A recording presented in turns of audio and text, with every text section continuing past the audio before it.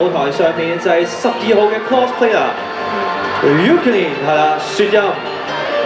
咁啊佢咧將會演繹嘅參賽作品就係《王者榮耀》當中入邊嘅少師圓啦。咁係一個無禮之神嚟嘅。咁啊呢一個角色啦係一個神聖衣裝嘅造型啦。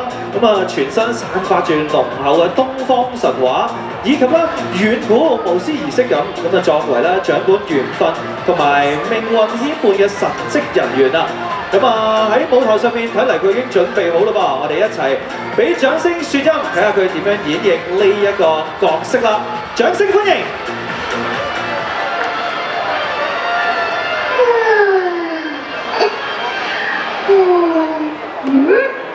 咁黑嘅呢度，邊個嚟㗎？哇！呢個好靚啊！咁多第一次嘅？大間小個，呢個係博物館。嚇！呢個係咩啊？你向後望下咪知咯。哦，原來係你。哦，你唔好喐手喐腳㗎。你知唔知我係邊個啊？你帶俾我一種好熟悉嘅感覺喎。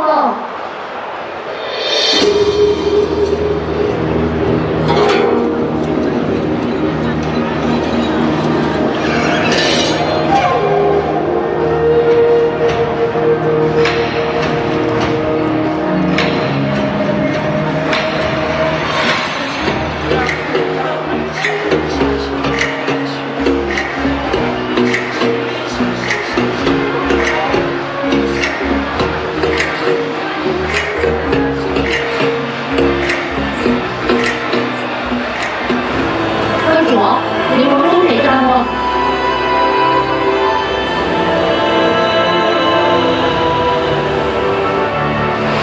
少師圓，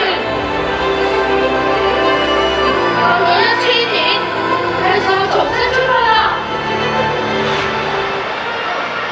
Thank you， 我哋一齊俾熱烈掌聲雪音。啱啱啦，大家就一口氣聽。